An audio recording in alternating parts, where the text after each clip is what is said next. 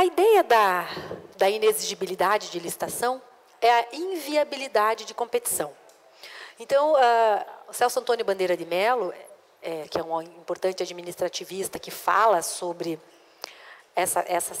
a inviabilidade de competição, ele fala que a competição é um pressuposto da licitação. Eu só falo em licitação se houver competição, não é verdade? Eu vou licitar porque tem potenciais interessados que atendem às condições no mercado. Se eu não tenho essa competitividade, se eu não tenho essa disputa entre esses interessados, é inviável a licitação, não é verdade? Não se trata de eu querer ou não fazer, ela é inviável, não tenho como fazer. Então, essas hipóteses, elas estão no artigo 25. Lembrando que o artigo 25, ele não é um rol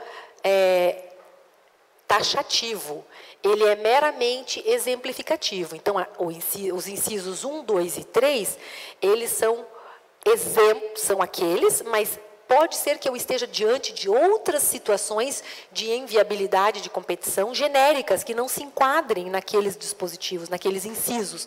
Aí, então, seria a inviabilidade de competição pelo caput do artigo. Tá? Então, 24 são só aquelas hipóteses, não posso criar outras. 25, existe a possibilidade de termos uma inviabilidade de competição que o legislador não arrolou ali entre aquelas, ok? Então, é inexigível a licitação quando houver inviabilidade de competição. E, em especial, a lei fala, em especial essa inviabilidade, ela acontece porque não é possível ter propostas dignas, passíveis, melhor falando, de cotejo. Eu não consigo comparar, né? Em razão de peculiaridades do objeto ou da pessoa que irá executá-lo. Não tenho como comparar, não tenho como cotejar, fazer essa comparação. A lei, ela faz, então, o elenco de algumas situações de modo meramente exemplificativo. Dentre os exemplos, o primeiro deles, fornecedor exclusivo. Eu preciso de um objeto e o fornecedor é exclusivo. Bom, ótimo, inviável a competição. Tudo bem. Mas o fornecedor exclusivo, ele é um segundo momento da minha análise, não é verdade? A questão de quem vai fornecer o objeto é um segundo momento da análise. Qual é o primeiro momento da análise? O que eu tenho que fazer antes de chegar no fornecedor? Eu não tenho demanda de fornecedor, né, gente? A minha demanda é de objeto, não é isso? Eu preciso comprar um dado objeto. Então, a primeira coisa que eu tenho que fazer é identificar o objeto. O que eu vou contratar? O que eu estou precisando contratar?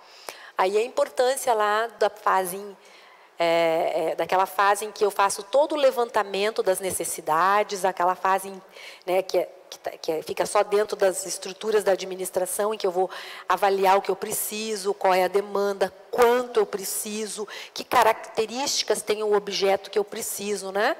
Eu tenho que fazer o quê, então? A identificação do objeto, o detalhamento, a descrição das especificações, né, desse objeto, e daí depois que eu faço isso, agora sim, bom, para atender às necessidades da administração, cujo objetivo é atender a finalidade, é atender ao interesse público, eu preciso contratar um dado objeto, que só é fornecido por uma pessoa, física ou jurídica, fornecedor exclusivo. Aí sim eu vou pensar na inviabilidade de competição, eu vou constatar, né, a inviabilidade e vou fazer a opção pela forma de contratação, que é o artigo 25, inciso 1. Ok? Fornecedor exclusivo. Mas aí a pergunta que eu faço, né? Como que eu sei que o fornecedor é exclusivo? Quem me garante que o fornecedor é exclusivo? Nós vamos ver na parte de procedimentos, mais adiante um pouquinho, o que a gente tem que trazer para o processo, para instruir esse processo de contratação, para garantir a legalidade dessa contratação por exclusividade. Tá? Porque eu tenho que ter demonstração no processo de que realmente se trata de um fornecedor exclusivo. Tá? E muito claro tem que ficar que eu não estou forçando a situação para um único objeto. Que eu não descrevi aquele objeto de uma forma tão detalhada e desnecessária, porque se ela for detalhada e necessária, tudo bem. Mas se ela for detalhada e desnecessária, eu estou conduzindo a um único objeto, eventualmente, de uma forma indevida, não é? Equivocada. Outros também poderiam atender, mas a descrição que eu dei conduz a um único. Não é essa a intenção. Do legislador, pelo menos. Se é do contratante, eu já não sei. Mas do legislador não é, ok? Objeto singular com notório especialista. É uma segunda situação. Combinando os dois fatores, né? Novamente, eu primeiro analiso o objeto, né? O que eu vou contratar é um objeto singular? Se ele é um objeto singular, só pode, então, ser executado por uma pessoa com notória especialização naquele assunto? Aí sim. Tá? Mas primeira crivo que eu tenho que fazer é passar pela análise de se o objeto é singular ou não. Tá? E a contratação de profissionais do setor artístico, qualquer profissional do setor artístico. Ok? Fornecedor exclusivo, previsão do inciso 1. Aquisição de materiais, equipamentos ou gêneros fornecidos por produtor, empresa ou representante comercial exclusivo, vedada a preferência de marca, e a comprovação da exclusividade tem que ser feita por meio de um atestado fornecido pelo órgão de registro de comércio local. Vocês já pediram esse documento? E a junta comercial, ela garante para você que o fornecedor é exclusivo? O legislador pensava que sim, né? Pobre legislador, ele não fazia nem ideia de como funciona uma junta comercial, né? Ele achava que sim. Aí ficamos nós com uma redação dessa na lei, sem saber o que pedir para comprovar a exclusividade, gente. Não tem isso. A junta comercial não... O que a junta comercial garante? Ela diz que todas as empresas que estão registradas lá. Agora, ela não diz que para um dado objeto só tem um fornecedor. É uma informação que a junta não dispõe. Então, por mais que o legislador tenha pensado e querido isso, nós não temos como ter essa informação pela junta. Tá? Sindicato. Sindicato já podemos começar a pensar, né? Porque o sindicato, ele é determinada categoria, ele consegue talvez fazer um filtro melhor de se para aquele dado objeto só tem aquela empresa que atua. Fica um pouquinho menos complicado. Federação ou confederação patronal, ou entidades equivalentes. Então, a gente tem uma dificuldade muito grande de comprovar o fornecimento exclusivo. Geralmente, ele vai no sindicato, ele vai lá, o sindicato é patronal, é dele, né? Ele é afiliado àquele sindicato, ele vai lá e pede, ele diz. O sindicato pode dizer. A gente pede, mas não é uma garantia absoluta, não é? Não é uma garantia absoluta. Tá? É difícil instruir esse processo do fornecedor exclusivo. O mais comum que acontece para nós é o representante comercial exclusivo, né? Porque daí ele fornece, o fabricante só permite que aquele representante comercial atue naquela área. Então, ele diz isso, nessa área desse produto que eu forneço, eu divido por áreas e eu tenho representante exclusivo. Nenhuma outra pessoa que não seja autorizada por mim pode comercializar esse objeto. E eu só comercializo o fulano nessa região que você está licitando aí. Entenderam? Acaba saindo por isso. A gente consegue, com o fabricante dizendo que o representante é exclusivo para aquela região. Aí acaba saindo por isso. Tá? Sim, por favor.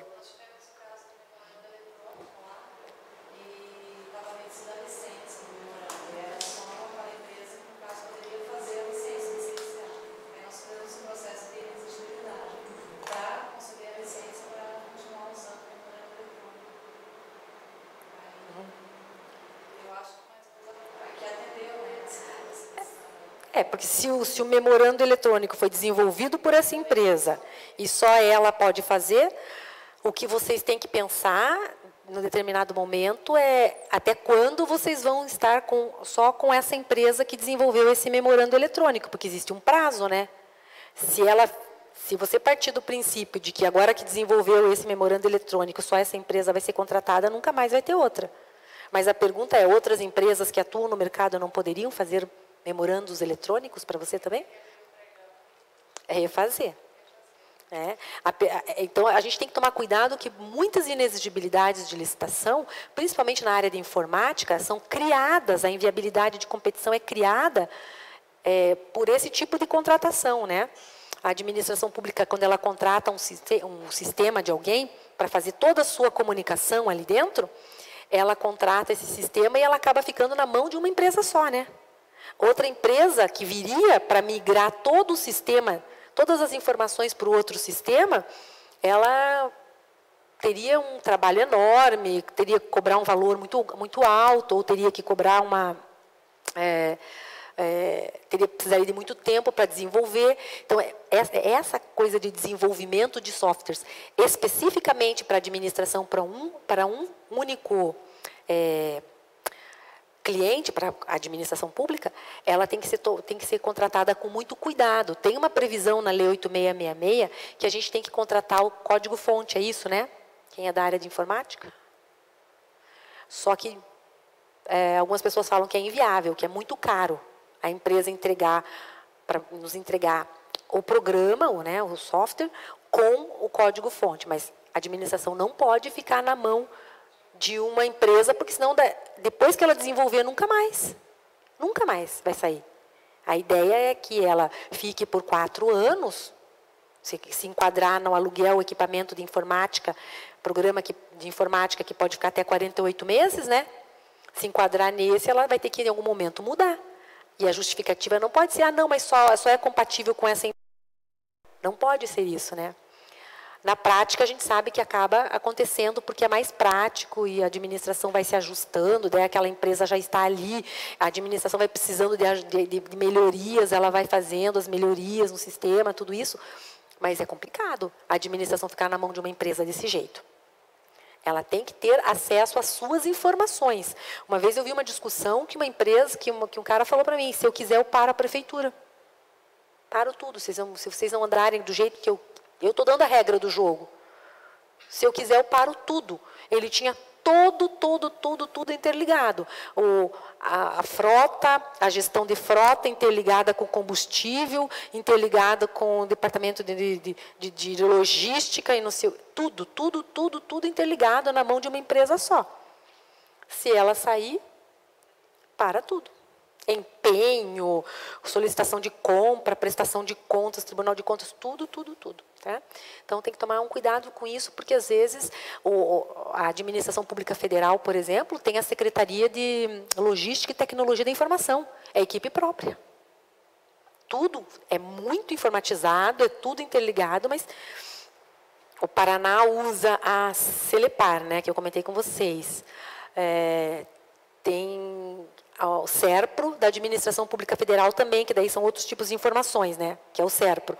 Mas não é uma empresa privada, né? A SERPRO tem personalidade jurídica própria, vende serviço para a administração pública, mas não é uma empresa privada, né? E é contratada direto.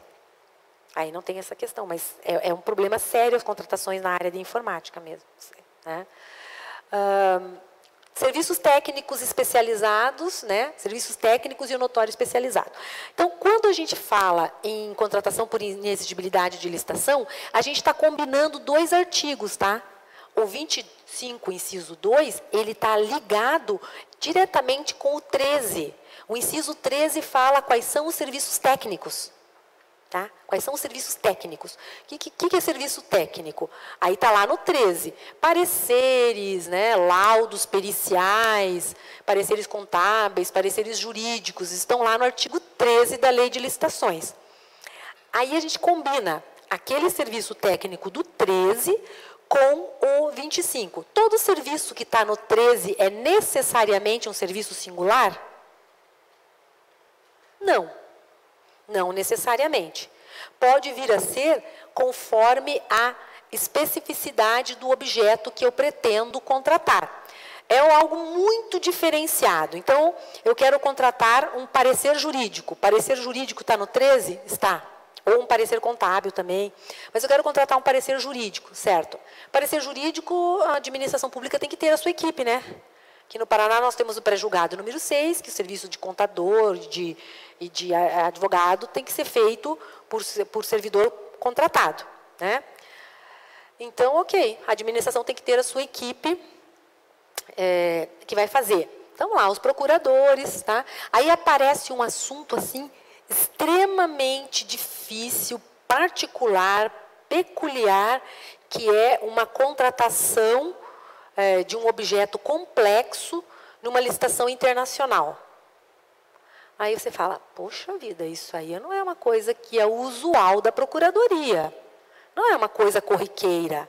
Nós não temos um profissional que tenha esse conhecimento de licitações internacionais com um objeto complexo como esse. Precisamos contratar um serviço de consultoria pontual, muito bem definido o objeto, não é para generalidades, não é para tudo que aparecer daquele assunto, mas para alguns aspectos bem pontuais. Posso contratar? Posso. Posso. Por inexigibilidade de licitação? Sim. Porque eu vou precisar de um conhecimento diferenciado. É preciso combinar. Às vezes a administração quer contratar um profissional altamente especializado para fazer algo que é um objeto reconhecidamente singelo, simples. Não pode. Às vezes ela quer contratar um objeto especialmente complexo, mas que não há necessidade dessa complexidade toda. Tá? Então, tem que combinar esses dois fatores. É complexo e exige alguém especializado para fazer. Ok? Está no 13, está no 13. Tenho todos os fatores convergentes? Tenho. Faço a contratação. Tá? O que não pode é contratar, por exemplo, Marçal Justem Filho para dar um parecer sobre uma contratação relativamente simples, sobre uma licitação simples. Nem ele viria, mas se viesse R$80 mil, não sei quanto ele cobra, tá? Estou só chutando um valor aqui, tá? Vai pagar R$80 mil para fazer um parecer de uma coisa que é desnecessária. Tá? Agora, não, nós estamos aqui diante de uma contratação muito complexa. Vamos precisar de um notório especializado, ok? Vedada a inexigibilidade para publicidade e divulgação. Gente, vejam, lá no comecinho, quando a gente estava falando logo pela manhã, eu falei que obras, compras, serviços, inclusive de publicidade, tem que ser licitado, né? Ok. Agora, vocês viram que aqui foi mais além, né? Aqui vai além. Ele diz, serviço de publicidade e divulgação é vedado a notória especialização. Contratar por notória especialização, por inexigibilidade. Justamente pautado naquela ideia de que a publicidade é um ponto sensível da administração, capaz de mudar os rumos, né, realmente da administração. Então,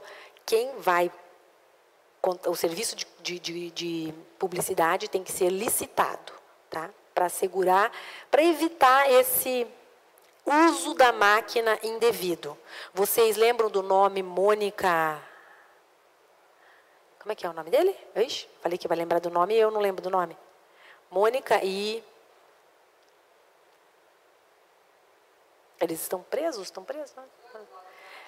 Como é que é o nome dele? Santana? Não, né? Como é que é? Não. O publicitário. O marqueteiro. Lembra o nome dele? E a Mônica, né?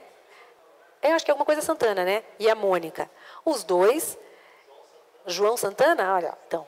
E a Mônica estão respondendo por isso, tiveram ordem de prisão, vocês viram tudo isso.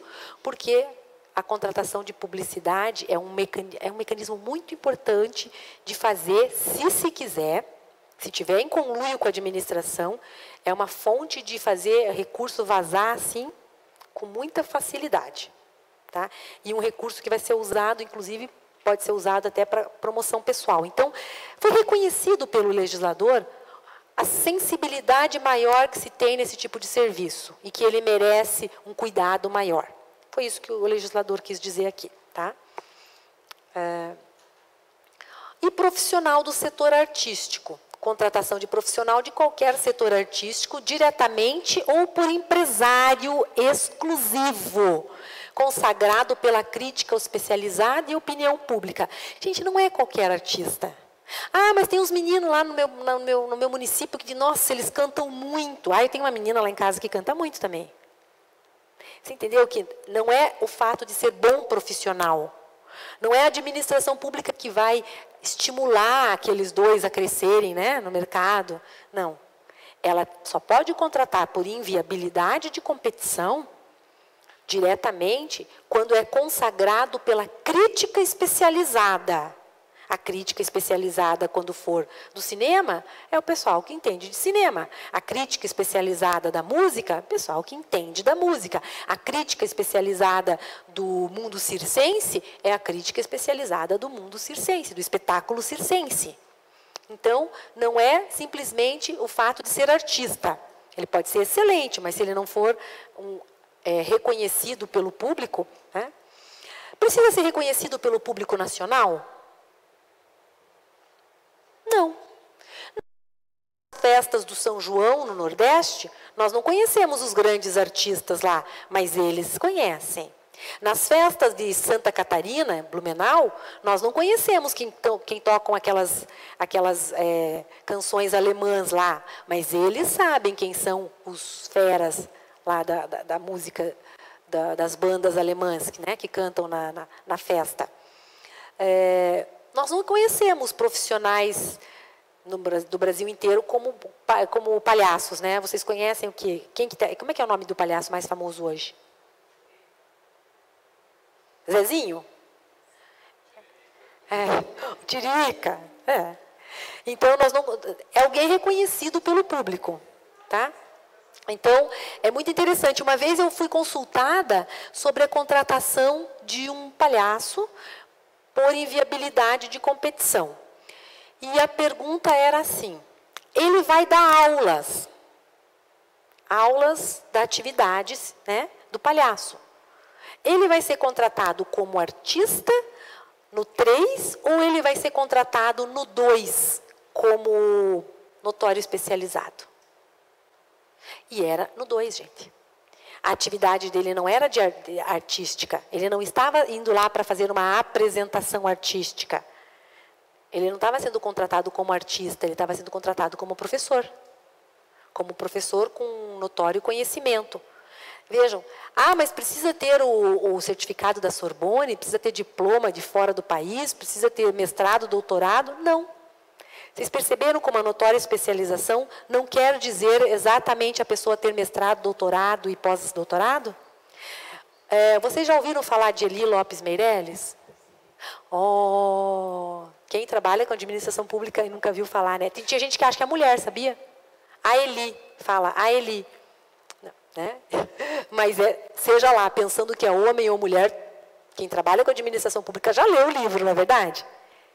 Então, notório especializado, ele já está falecido, né, gente? Faleceu acho que em 92. Vocês contratariam o Eli Lopes Meireles como notório especializado? Sim, sim. Quem nunca viu falar desse nome? Todo mundo já viu, tá? Ele tinha mestrado? Ele tinha doutorado? Não. E quem nessa face desse país é capaz de dizer que ele não era um notório especializado? Deu para entender, então, que não é diploma? Que não é certificado? É um reconhecimento pelos seus pares, pelas pessoas que atuam numa determinada área. Então, o Eli Lopes Meireles, indiscutivelmente, era um notório especializado. Assim como esse palhaço era, indiscutivelmente, uma pessoa reconhecidíssima na área dele. Então, ele era, sim, tinha muitas horas de atividade, porque eles, como profissionais do setor artístico, eles têm uma carteirinha. E eles têm um portfólio. Um portfólio onde consta nesse portfólio todas as atividades profissionais que eles exerceram. E o portfólio dele era fantástico. Então, foi um portfólio que comprovou a notória especialização deles. Deu para abrir um pouquinho mais a mente? Porque às vezes a gente acha que esse notório especializado é só quem tem mestrado, doutorado e PhD, né? Pós-doutorado, não. É a pessoa que é reconhecida pelos seus pares. Se eu não tenho mestrado, doutorado, mas eu tenho mais de 1.200, 1.600, 5.000 horas de curso ministrado, alguém vai dizer que não? Às vezes ministrou mais curso que o outro que acabou de fazer doutorado. Tá? Então, depende, então, dessas considerações aí. O reconhecimento da notória especialização. É muito comum bandas, serem contratadas bandas para aniversário da cidade, né?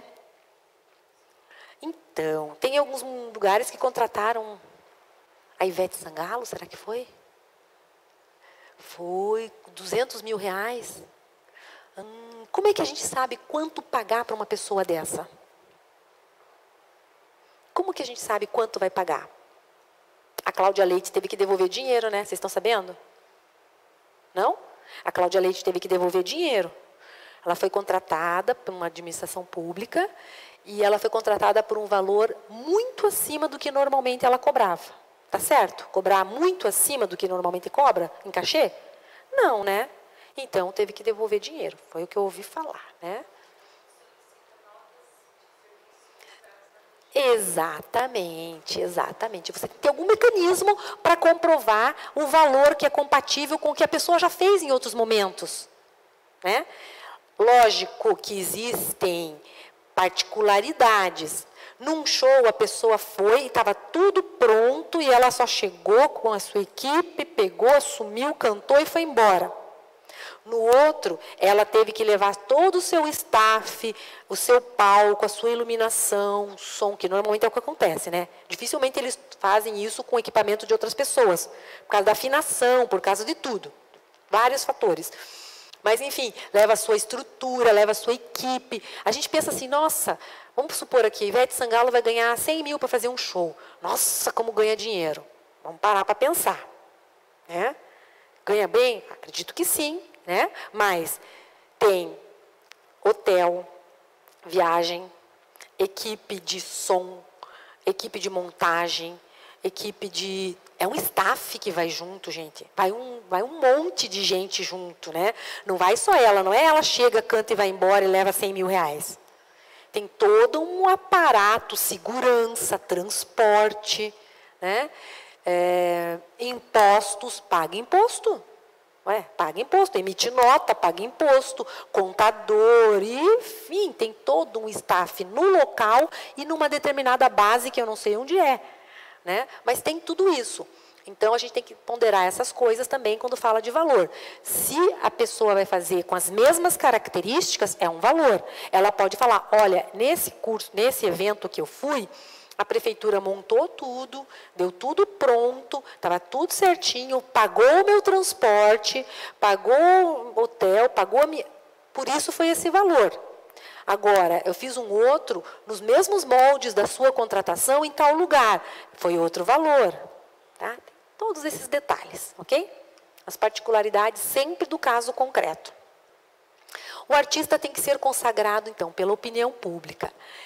E pode ser por empresário exclusivo ou diretamente. Aí vem um outro pontinho, um outro nozinho para nós termos que desatar. Quem seria esse empresário exclusivo? Eu, quando penso num grande artista, eu sempre penso o seguinte, ele tem um único empresário, tem um contrato com o empresário, e o empresário faz toda a negociação para artista, certo? É o que todos nós pensamos. Vocês sabiam que tem artistas que não têm esse tipo de situação? Eles fazem com o empresário para aquele show e para aquela data. Porque, na verdade, a banda não está, ou o artista não está regularizado. Ele não está constituído como uma pessoa jurídica. Aí ele teria que pagar muito mais imposto, ou ele teria dificuldade de comprovar a documentação, que tem que instruir um processo, né? Aí ele faz o quê? Então ele faz de conta, ou combina, né? Faz de conta é até meio forte, né? Ele combina, né? Olha, é o seguinte, você então vai ser o meu empresário, mas eu não quero que você seja meu empresário sempre. Para essa contratação, então, eu te passo uma carta de exclusividade de empresário para esse show, nesse local, nessa data. Ok? Tribunal de Contas não aceita. Não aceita. Tá? Tem que ser, então, empresário exclusivo, mas não exclusivo desse jeito que estão tentando forçar essa situação.